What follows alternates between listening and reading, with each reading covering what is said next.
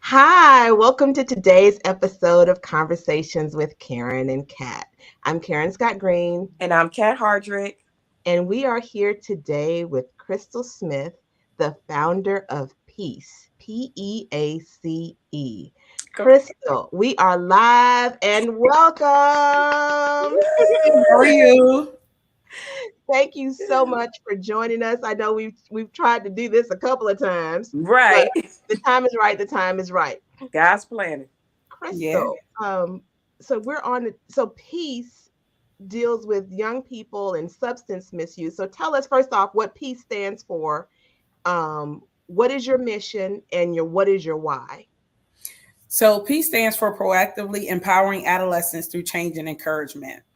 Our why is because we've run into so many youth that are now dealing with substances, their homelessness, and there's so many challenges that our youth experience, but we don't have a lot of services.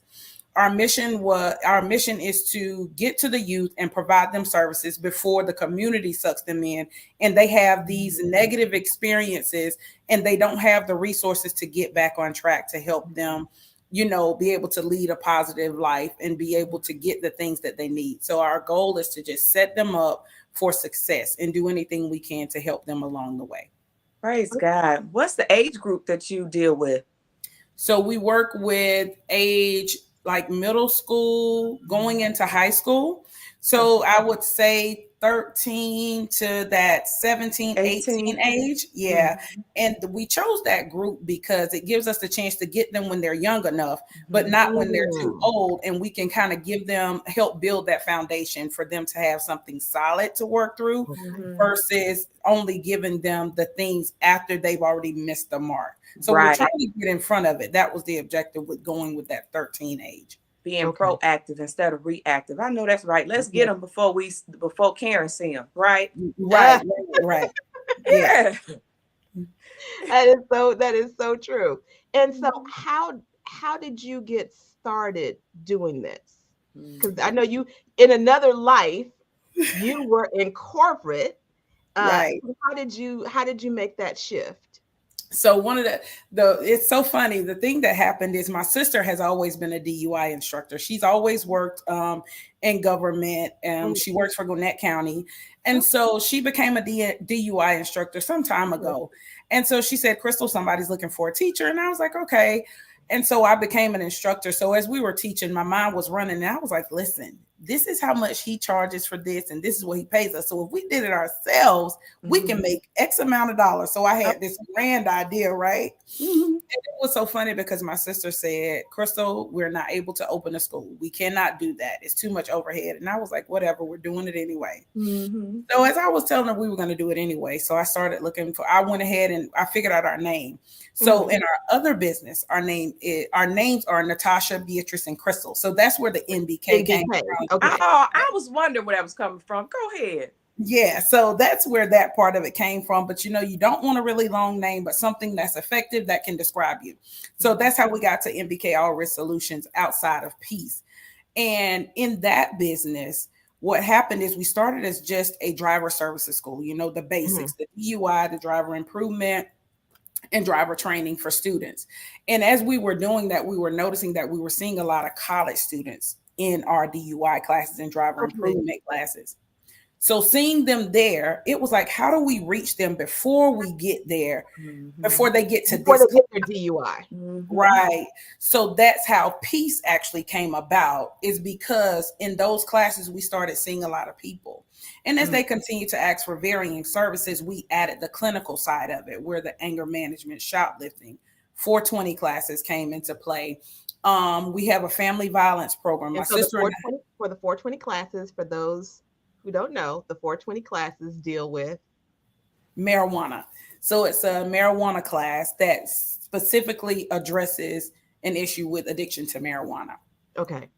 And then we have a family violence class. It's actually a program. And then my sister and I lead the domestic violence task force as well in Oconee County. We started that again. Okay. So out in Watkinsville? Yes, in Watkinsville. Okay. Yeah, because it wasn't active. So we started kind of drumming that up, and we've been leading that initiative for a while, partnering with our partners over in Clark County. So Okay. that our businesses kind of lended to each other, and that one business is what drove us coming about with P.E.A.C.E. Okay. What drove you all to this space to do this work in the first place? Well, we are definitely servant leaders. We absolutely want to be able to assist people in the community. We enjoy doing community based work. It's important that we reach our youth and try and find ways to help them and assist them. And when you think back, I know when I was raised, my father and mother gave me a foundation, right? But then there were so many missing pieces as I was growing up. And we think about being financially stable. And how do you get to that part? Because I know as I was growing up, there were some different things that I did repetitively. And it's like, why do you keep doing this? Right. So, along with our nonprofit came the financial literacy, teaching them how to manage money, having a food pantry. We actually started working with Safe Place, and we're trying to build that program. That's another part that we have not built out just yet. But if you notice, when you go to like Quick Trip, they have that Safe Place sign outside. Yeah. Yeah. So what that's about is if there's a youth that's homeless, hungry, or ran away, what they can do is go to any location where they see that sign, and they can go in there and get food if they're hungry, and they're safe from anybody, and they're able to also go in there and get any type of assistance they need. They'll get them to some form of shelter so that they can be safe through the night. And then they work with DFACs if they need to and try to find them shelter and anything else that they need. So that's another large part of our nonprofit that we're trying to build, but you have to have those community connections to be able to do that. So we're constantly working on trying to build that part of the nonprofit. Girl, that is fabulous. Okay. Yeah. And so when you were talking about the 420 class, the addiction classes, or that segment, that do you find that do people come willingly to that, or is this their court ordered to come to it? Everybody that we've seen is court ordered. Now, what I can tell you is that we offer substance abuse treatment, and we've had a few people that have willingly come to the substance abuse treatment classes that we host. And then we've also found that there's people that have self-signed up for anger management and even for family violence. So those three things people sign themselves up for. But for the 420, not so much. It's always court ordered when we see those people. I was, a lot of people don't think that marijuana is addictive, and they think, hey, I could stop it, do what whenever I want to. But I've seen enough young people who, when you will risk either your job, school, or whatever, so that you can smoke. Yes. And particularly like if you work in a place where you're going to be tested, or you're dealing with a program and you're going to be tested, and you still smoking anyway, that's an addiction. Yeah. That's an addiction. And I've definitely seen not necessarily just young people. I've seen folks who had things to lose and they still continue to smoke. And I'm like, dude, you got X number of time to do with this. You can't stop long this enough amount of time to get it together. Yeah. We see so many people that go through that cycle that we've seen. It's people that come to our DUI program and we've seen, and they said, oh, I've taken this class 4 times. Like they can tell us what they need to do. And I'm thinking, well, when do you stop? Like what makes you stop? So we deal with people like that all the time. And we find ourselves asking that question, which is like I said, a lot of the reasons why we got back to the nonprofit, because we want to help people. You would be amazed that we also own a drug testing facility, right? Okay. Go ahead. And we are a Quest approved location. One of the things that we find is that young people coming in to take drug tests, and I'm like, the things that they try to do to beat the test, it's amazing. Get out of here. You would just Oh, hiding Really? things in their cracks and crevices. Okay, just give me Yeah. one. Give me, what do you Hiding mean? hiding things in their cracks and So crevices. here's Oh, one for you. And so this one person came in to take a drug test, right? And we mhm, always say take everything out of your pocket, put it in the right. locker, take the key with you and everything, right? So he was trying so hard to beat this test. He came out, the entire front of his shirt was wet. And Oh I'm my. thinking, oh my God, like, why is your shirt wet? But it's because he had something and you put it down in your clothes. So Mhm, now when you're trying to take it out, because we tell them you can't flush the toilet, can't turn on water, can't wash your hands. So when we send it off, and we put like a bluing agent in the toilet. So if you try to get that water, it's going to be tinted blue. So they can't even use that, right? And so when we send it off to the lab, because we send it to the lab and it comes back as a negative dilute. So that lets us know that you put something in it. And all we're going to do is tell you, you got to come back and take it observed at this point. So it's kind of mhm. like, and some guys will come and one guy came in and he just simply said, I'm going to fail. I've used. At So, least he was honest, girl. yeah. You can't be But mad at that. yeah, but we try to, like, if we, before we put them in treatment, we try to ensure that they're clean going through the program, and we try to do randoms because the goal for us is to actually be able to help you. We don't Right. Mm, want you to be in our program just to say we're taking your money. We want to help you yeah. as much as possible. And if you're not clean, then we can't help you because you're not listening to the message. We can't deliver any type of real service that's going to be beneficial to you at that point. Mhm, So a lot of our goal is to be able to truly help you. So if they're under the influence of anything, and people say, how do you know if they're virtual?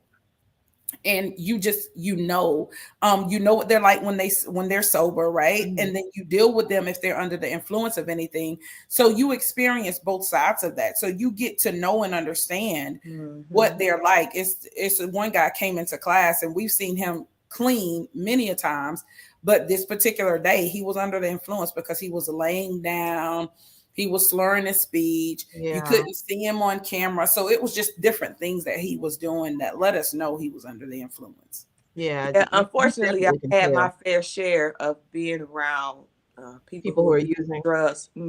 And you're absolutely right. You can, when you know their behavior when they're sober, you Mm-hmm. definitely can tell. And for me, you could tell, for me, I could tell the difference between alcohol, marijuana, and going on up the chain.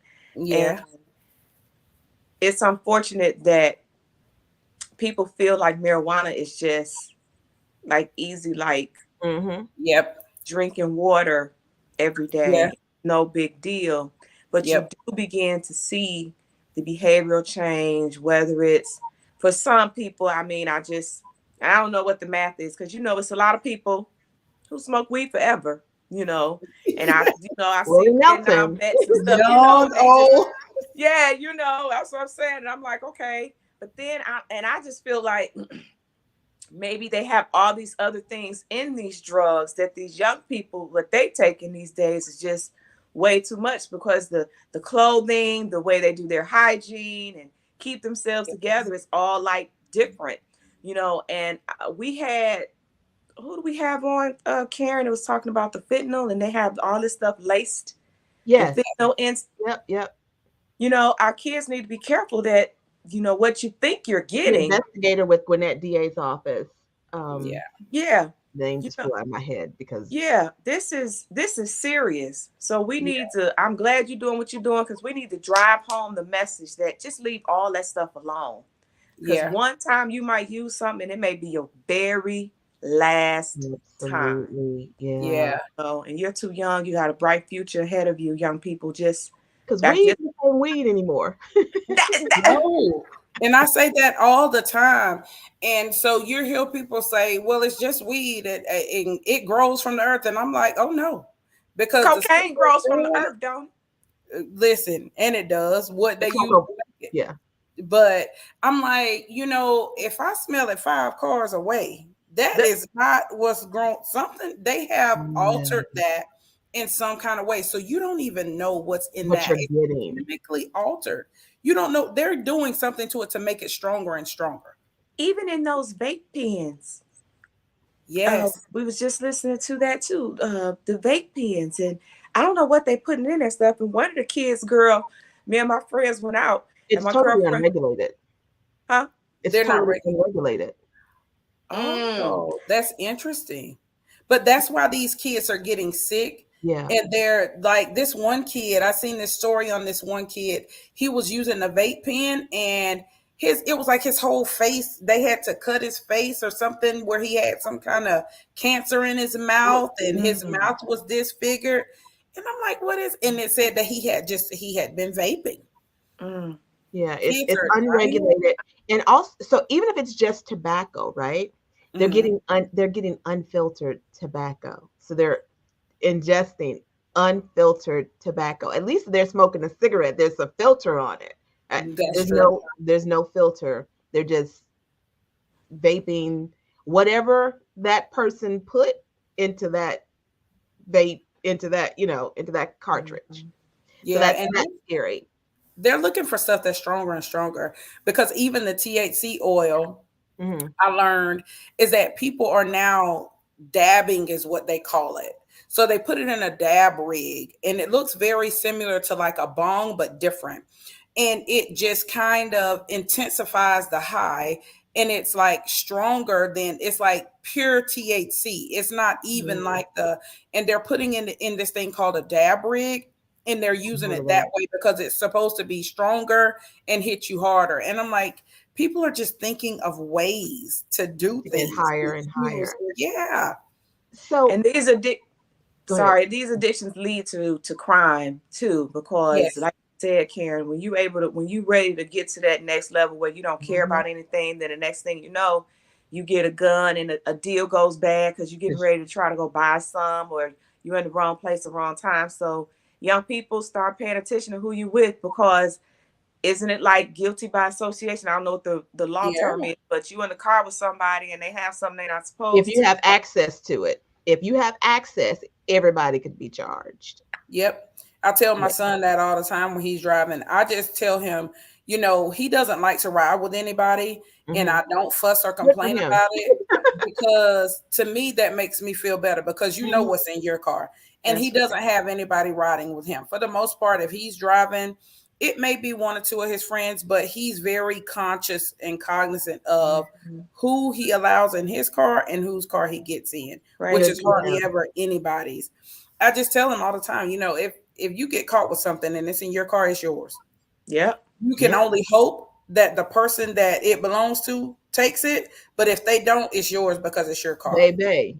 A Mm. lot of times they don't. And they're I not. know. They'll be They'll like, "It leave ain't you mine. high and It ain't dry. mine." Like Yeah. Yep. you what? Yeah, Mm-hmm. and Yep. folks will do that.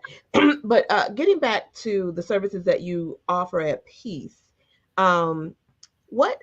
So, for those who are listening, when you go for substance abuse treatment, there are levels, different levels to what may be required, and it's Right. called an ACM level, an ASAM, and that's ASAM, yes. ASAM, the ASAM level.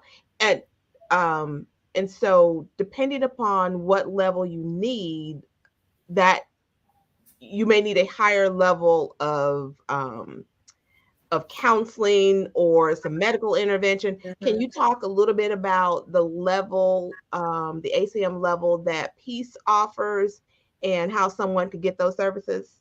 So we are a level 1 clinic. Okay. That actually falls under our All Risk Solutions umbrella.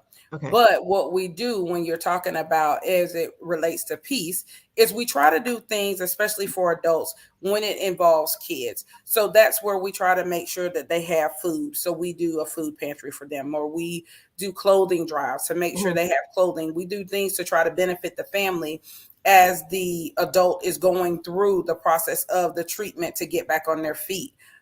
We refer them out to other resources Mhm. if they need some specific type of counseling that we can't offer. We work with two counselors that can offer them therapy on a sliding scale based on Okay. income because sometimes they need that therapeutic Mhm. intervention that we can't necessarily give them because for our services, it's definitely a fine line between giving you a safe space to be able to speak and then Mhm. having therapy with you because our Okay. sessions are group sessions. So Mm-hmm. we try to make sure that we definitely follow that fine line to be able to give you the service that you need, but we also have to cater to the people in the group and in the room. Mm-hmm. So, we have those counseling services that we can refer you to. We try to again get to the kids when they're young. We partnered with Sun Academy through our nonprofit as Mhm. well to offer camps to talk about Mm. it sounds crazy, but we offered a puberty escape room for Hmm. adolescents. Yeah, so the young lady that runs it for us, her name is Jasmine Nagorski. Mhm. And she actually has the kids to come in, and it's the middle school age kids, but she talks to them about going through puberty. She talks to the little girls about their menstrual cycles that are going to start. She talks to them about their body. She talks to them about healthy relationships.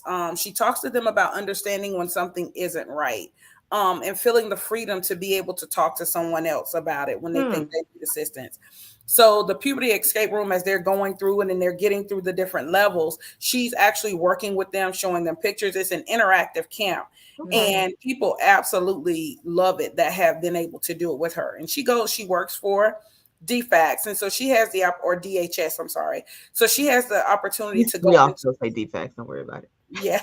So she has the opportunity to go into schools and be able to work with the kids one on one and work with the kids as she does classes there. So that's Okay. been one of the things that's going, and we're working with her with our services as well. Okay. So now, as a level one ACM level provider, how long how long is that for them to complete those classes or Well, those sessions? it just depends. So that is definitely guided by maybe the courts or their probation Mhm. officer. It could be a bond condition that they may have to take those. So they could say 12 weeks, they could say Okay. 24 weeks. Most times you hear 6 to 12. Sometimes you'll hear 12 to 24. It depends on how severe it is and what level of intervention they feel is deemed. Okay. If it's like inpatient or they need medical treatment, that's kind of like your level two. And Okay. how are if someone's not referred by a court and they Mhm. decide, okay, I'm ready to tackle this. This is going to be your question, Kat. Yeah, I know. They She did decide that always. they want to tackle this. How do they contact you? What's the fee? Like how would they be able to pay for it? So how would they find out about you? So currently we don't accept insurance, Okay. but if they wanted to contact us, they could always go to our website, which Okay. is mbkallresolutions.com.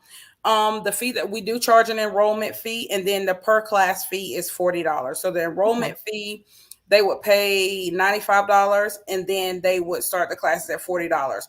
They'll have a class every week until they complete the program. For some of them that saying they are signing themselves in, we automatically put them in that 6 to 12 window. And what we tell them once they start the program is typically at 9 weeks is when we kind of reassess and try to determine where they are. But Okay. before we release anybody from treatment, we always do the drug testing on them to see if they've stayed clean. Because if you have used in that window, we'll be It able to starts the find out. clock. Yep. Yep. It restarts the clock. Is it inpatient, outpatient? They get to go home. How do you make sure that they don't get high again? Like when you say if they get high and they fail the test, when they get dropped, then like you have no control. How does that process work if they're in your program? So for us, it's always going to be outpatient, never inpatient. So what Mm-hmm. we do is coming into the program, we'll drug test them. We drug Right. test you to ensure that you're clean coming in. And then we let them know that at any time during this treatment window, you can be randomly tested. So Mm-hmm. we will give them a random drug test, and to be released to get your paperwork to say that you've completed X amount of weeks, we Mm-hmm. also drug test you before we release you. So Okay. they know that this random can happen, and then they know that this potentially that they know that they got to be tested to be released. And we try to test them maybe a week or two before they are released, so that if we find it, we go ahead and extend them. Because if we wait till the last one and you Mm-hmm. fail, you've already completed. So now we can't Mm, hold you accountable for it. okay. Okay. All right. Go ahead. So uh, now, because I would imagine, um, being out there in Watkinsville and in Clark County, I used to go to court in both of those places. Yeah. Um, This as of girl go last everywhere. as of last month, I was taking cases in Clark County, Wow. and then I went to go work in the local DA's office. But are you one of only a few Black or persons of color who are providing these services? We are actually one of the only Whoa. um, Okay. businesses out there that's providing this level of services. And it's interesting because we encounter and work with so many people, but we are definitely the minority. Hmm. My sister, and we noticed that in all arenas that we work in. We are a member of the chamber, and we are almost the only minority that's a member at the Chamber of Commerce out there. We go to the Women in Business meeting, and they have this huge fashion show that they do every year, which is really cool. But it's like Barrow County, Oconee County, Jackson County, like all of the chambers coming together. And my sister and I stand out like, like Whoa. a sore Out of thumb 3 counties? in the room. Yeah, And and it's probably 4 counties, and my sister and I stand out amongst them all. as someone who has practiced in Jackson, Barrow, Clark, and Oconee County, I can believe that. Yeah, Wow. I yes, can believe So that. wait, let me draw some, let's get some context here. I'm rubbing my head for people that can't see me. You talking about 4 counties. I mean, like, I'm in Gwinnett, we in Gwinnett. That's like 1 million people. So how many people are in these counties? Like 10,000? Are they small counties? Like, So Clark is a fairly decent sized county because it has yeah, the university there. Because right? that's where UGA is. Oconee is not as populated. Jackson, um, probably the most populated part of Jackson might be Cumming. Okay. yeah, Because the other cities are kind of small, like Jefferson, Yeah. yeah. Nickel, is it Nicholson? Um, Nicholson, yeah, those are little small little drive Mhm. through little yeah, towns. They're not even cities. But that's still Yeah, horrible. it's yeah, Wow. yeah. Is And yeah. it? so, That's another kind. That's another show. It's another show. yeah, Okay, let me come back. Let me come back. Well, How can we? I'm happy that you're in that space because it's needed. It is. So because that perspective needs to be placed when that perspective is needed when we're dealing with substance abuse or substance misuse treatment, Mhm. right? yeah, Because you need folks who can speak the same language, so to speak. Mhm. yes. Mhm. Um, Mhm. But let me tell you, you would be so surprised how many kids we see. So, like out of UGA, I see so many kids on pre-trial for drugs. Kids coming out of Oconee. Let me give you one extreme that I seen that was amazing to me when you talk about a minority versus something else. mhm, So it was this one kid that I seen. He was a white kid, Mhm. and his parents worked for the county, and he got caught with marijuana in his book bag. at school. Yes, with the intent to distribute. So he came to see me. We had to do a clinical evaluation on him. So I Mhm, completed the clinical evaluation. One of the questions that I always ask is, what was your punishment? What did they give you behind this? Because any kid that I see that comes to me for pretrial, you're going to do some form of treatment because we're trying to get mhm. that pre-intervention because we're trying to redirect the behavior early. Did So he get we're put out of trying, school?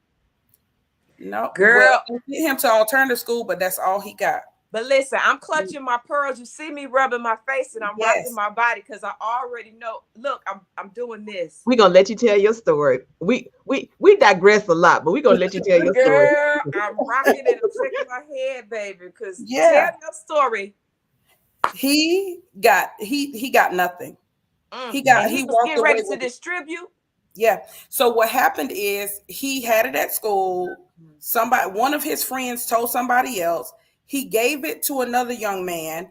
The boy went home and got sick. His parents had to take him to the hospital. Mm. When his parents found out he had it, they forced him to tell where he got it from. Mm-hmm. So, but when they told, the people went up to the school and they went and searched the young man's locker, got him out of class, and they found it. That was the end of the story. I just want to say All one all thing. I know is if that was Gwinnett, Baby. he would have I, been put out of school. Yep. He would have been referred to juvenile court if he was under like 16, 17. He'd been mhm. referred to juvenile, but if he was 17 or older, he was going to superior court. And So yeah. and you said he gave the stuff, the drugs, the illegal substances Yes. to another human being, and that person, thank God, did not die. But Right. I just was listening to, and y'all could go out, listeners, and verify. But the Gwinnett DA let you sell something and somebody die. You going to you You yeah. okay? So I'm Nothing I happened. can't even Actually, talk right Austin now. Gatson has said she's going to be prosecuting those cases as Yeah, murders or you manslaughter, said, one or the other. yeah, And you know, that made me sick to my stomach because all I'm thinking about is if that was my kid. right. And Mm, how do you prevent that from happening if you don't address the behavior? So the only thing that this kid received was the treatment that I put him in. No community service. Because I said to him, I said, "Did you get community service?" He said, "No." I said, "Did you have a fine? Are you on probation?" He said, "No." oh And wow. so I'm sitting there and I'm just trying to get through in my mind. I'm like, he's never going to learn his lesson. And even through the questions in the evaluation as I was talking to him, he didn't he was showing no level of accountability. Mm. Because I was Mm, asking him, "Well, what made you do this?" And he would say, my girlfriend that I was talking to, she encouraged me to do this. And even when I asked him, "Where did you get it from?" My girlfriend asked me to make it, and she told somebody, that's how they found out. mm. So he showed no level of accountability or anything throughout this clinical evaluation. And, So I don't know that this behavior is going to even change. Me putting you in this treatment, but it's, I mean, you got no other repercussions behind your behavior. So it's I not his. go ahead. It's not his. Well, he he is responsible for his actions, Right. but the way in which it was handled, it was broken by all the adults around. Yes. And here it is. You have a young person. Okay, he white. You said he was white, and they already get special treatment for some Yep. cases in some places all around the world. And Yep. now here it is. You're just driving that back home. My daughter was in jury duty in this county, and a black person had whatever the legal amount is. He had just above that consider you trafficking. Yep. Okay, so whatever that small amount is, that little spot that takes you right into trafficking, he Yep. got sentenced for trafficking. And you mean to tell me this young man was distributing illegal substances, got caught, and Yep. That's it. girl, bye. That's It's the it. adults. It's the adults that make this system horrible. And It's we have to horrible. be consistently fair, consistently respectful. I'm furious. That was a prosecutorial decision someone made. That Yep. yeah, that was a prosecutorial decision. It was hard for me. Sometimes it's hard for me to listen to some of it because when you think through it and you think about our young black men Hmm. in comparison to and what they're subjected to and what they have to deal with, it's kind of hard sometimes to go through the process, but I still have to remain professional. I have to Yes. be able to hear you from an unbiased place, Mhm. the most unbiased place I can, and make a reasonable decision. And in Hmm. my mind, although I know why you may be sitting here in front of me, and the decision that was made for you to be here was totally biased, I have to keep an unbiased mind. And I say to myself often when I make decisions, definitely in our line of work, if I do it to you, would I have done it to this person if Mm-hmm. they were Black. I often Right. ask myself that to try to make sure if I wouldn't have done it to you, Yeah, I yeah. can do it to him. Right. Keeping It, that it fairness, because that yeah. that trauma that made my daughter, she don't want to do jury duty anymore. Because that young man was Mm, sent up. He had the toughest, and the judge said, I'm using you as an example. Yep. And my daughter literally was crying, and because it was her jury duty. And it's traumatizing. And I can't imagine Karen and y'all in this space where you're on the side where you're trying to help people, and Karen, you're sworn by, you took an oath to be fair and equitable and have the highest ethics when you're caring for people and representing them. And it's just unfortunate when you go through this system, you see people who use their position to just dismantle, this democracy that we fighting for. And Yep. these kids are the ones that suffering because they don't have to be accountable for their actions. They're just gonna go right back, get recruited. It's just frustrating, man. I'm sorry. Girl, you just put me on a whole nother level. I'm You see, listen, sorry. that's you why it's so important. Like Kat, you and I have talked about this before. Yeah, it's important to vote for your president. It's much more important to your vote local for your local officials, officials Ooh. because they the find ones out what supposed your to be. DA is doing. Find out what your solicitor general is doing. Find out what your board of commissioners is doing, what your council people are doing, your school board. That's where it matters because that's what's Yep. impacting your life on a day-to-day basis. Every day. Facts. Facts. Yes, Facts. Because yes. this person family worked for the place. Come Yeah. Mm, on, man. Yep. Come mm. on So as a now. young man, I When can we go only, offline, you're gonna have to tell me more about that. But yeah, this, you've named counties, and I know folks in all of them counties that you named. yeah, We're we gonna have we to go. We're deal gonna have to we go deal offline on with that.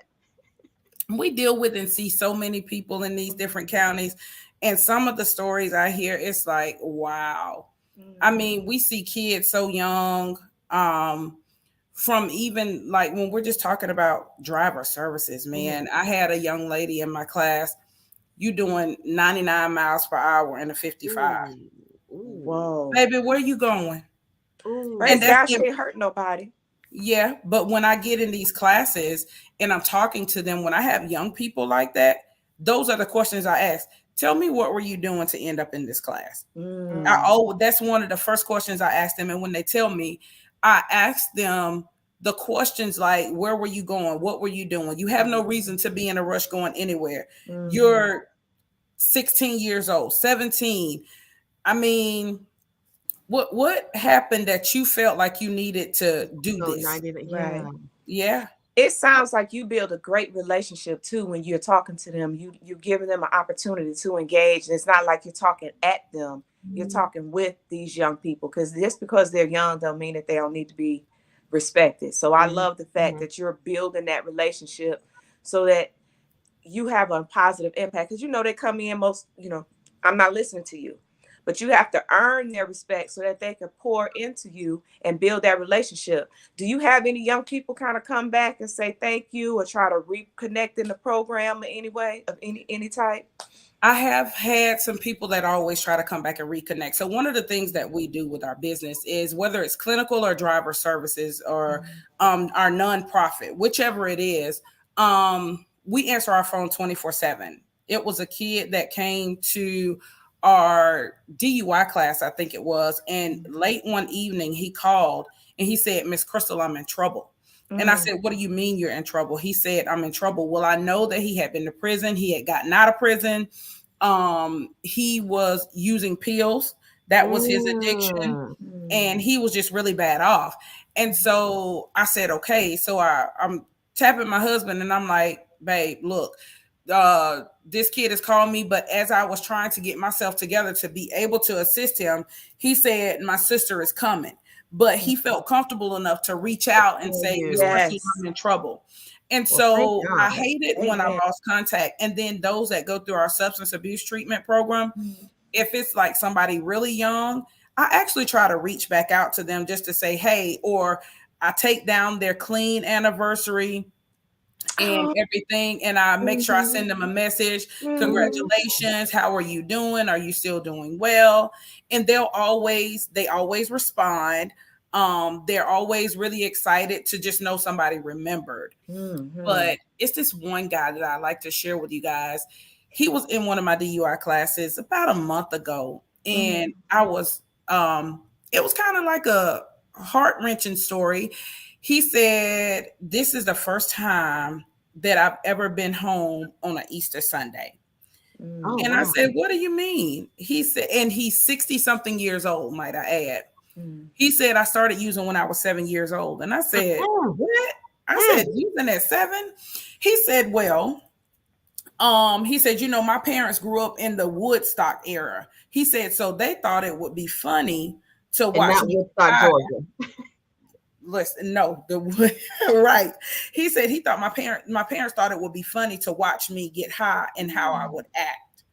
So he said they were giving me drugs from that time. Oh, He my. said, and then as I got older, he said by the time I was 12, 13 years old, I was using meth, cocaine, Mm-hmm. LSD, and all these other drugs.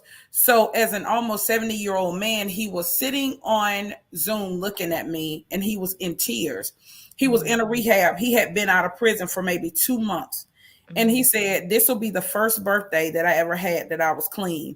This was Oh, my wow. first Easter where I was able to see my family and I was clean." He said, "Since the age of 7, this is the first time I can honestly say that I was coherent enough and not under the influence of anything that I understood what was going on around me." Wow. Mm. And I'm like, wow. And, Girl, Gonna and that's keep him my lifted, he, strength gonna now. keep him lifted up in prayer for his sobriety, for That's that right. angels yeah, of protection are around him to keep him sober and to help Mm-hmm. him deal with the temptations that are gonna come on a Mm-hmm. yeah, daily basis, right? yeah. Yep. Yeah, Surround he him with said he that was support. afraid to leave sober living. So he's been there, but he was just like afraid to leave. He was trying to Mm. make sure he could stay clean. But it's just sometimes the stories that you hear where you don't really people don't realize how they impact the people that are Yeah. around them, Around them. right? Mm-hmm. It's a guy that said that he's been an alcoholic for a very long time, and he said that he was a travel baseball coach. And I was asking him what happened. He said, "I'm supposed to be dead right now." And Mm-hmm. Mm. I said, "What?" And he goes, "2 years ago I was in the hospital and I was in I think he said liver failure, I guess." Mm-hmm. And he said they told me in 2 years I'll be dead Mm. Mm-hmm. at the most. And so I was like, "Oh wow." But he said he coached travel baseball. He said, but the parents didn't realize they would have alcohol, they would bring alcohol. We would go after the games, we would drink together. He said during the Mm. games they would have alcohol, so we would be drinking then. He said so they don't realize how they were fueling me, and they Yeah. never knew that I had an issue because they joined in and did it with me. Yeah. Because He they were said always in party mode after the Yep. game. so he Yeah. said it was nothing that ever slowed me down that would make me redirect my behavior. And he Wow. Mm-hmm. said, I continued going down that path of destruction. He said, and when he finished my class, a month later would have been a year that he had been clean. Good. And Good. he was not even 40 years old. Oh, Mm. wow. He was Mm. Wow. not even 40 years old. I Yep. Yeah, I that's why do it's so I important. Go ahead, Kat. That's why it's just so important that you surround yourself, if you can, by people who are clean and living a different lifestyle than that. And I've also found it difficult that when you do admit that you have an addiction, you have people who will tell you, "Oh no, you don't smoke. You don't have no addiction to smoking, or you don't have an addiction to XYZ." And then you got to think about it and say, "Well, of course you ain't gonna say that. You the person getting high with me, you Right? know." Yeah. Right? They Or minimize the issue. you have to also be wary of the person. Say, for instance, if pills is your issue, and then you're with somebody and they're like, "Well, you could drink, can't you?" Right. They're trying to Right, get you to do right. something different, but it's still a substance, something to take you out of your consciousness of Sobriety. where you are. Mm-hmm. So, but Yep. I did want to give out for to the listeners who will hear this and are not watching the video. I do want to give out the numbers to Krystal Smith and for NBK All Risk Solutions. The phone number to the office is 706-310-4030. And the 24-hour mobile number that she was referring to, where you guys could reach her or someone on her staff, is 404-276-1696. You also can go to their website at nbkallrisksolutions.com, and that's for NBK All Solutions Inc. Um, so I wanted to make sure that we got that information out there, and we'll also, I'll also go back in and edit so that this information can be posted when this, because we're streaming live. Mm-hmm. So as I go into the comment section, I will make sure that that information is also entered there as well, so that folks can contact you if they have questions or if they in need of your services. Mm-hmm. Go Can ahead. they text that mobile number or just phone call? Can they text? They they can need help? text either of those numbers and we'll Okay. get it. So the 706-310-4030, we'll answer that one 24/7, as well Okay. as the mobile number. And if they text either of them, we'll get those as well, because you can text the business line as well as Yeah. call it. Okay. Oh, that's All right. good. I know a lot of people don't like to talk. These young people, they text a lot. So we want to let them know that you definitely can text that number and get a response as well. Yeah, and Right. that was one of the biggest reasons why we made sure people can text in to that main Mhm. business number, because we know that the younger you are, the least likely you are going to want to Text. necessarily talk to someone, Mhm. and they like to text. So if they Girl. text it, we'll see it. We see them 24/7 as well. Okay. All right. That's good to know. That is really Praise good. God, girl. I Yeah. do want to ask you, like we ask all our guests, we are real big on mental wellness, Yes. and in the space in which where you work and the community in which you serve. How do you protect your mental wellness? What's your go-to routine that keeps you at a balance so you can continue to deliver the great services that you do?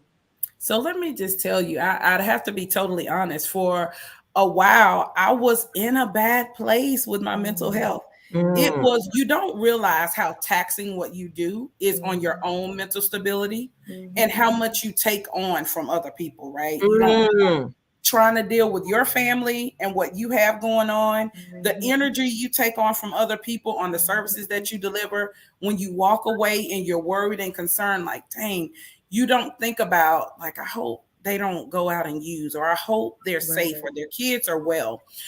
So what I did was I had to come to self realization for me to say I needed help. That's right. Mm. So I went back to therapy, Praise and I God. actually go see a therapist, because that was Mm. one of the hardest things for me Yeah. to have, because somewhere along the way I kind of lost that balance, because Mm-hmm. I still work in corporate America, Mhm. and having my family and then delivering these types of services is so taxing. And one of the newest initiatives that I've taken on is an accompaniment advocate.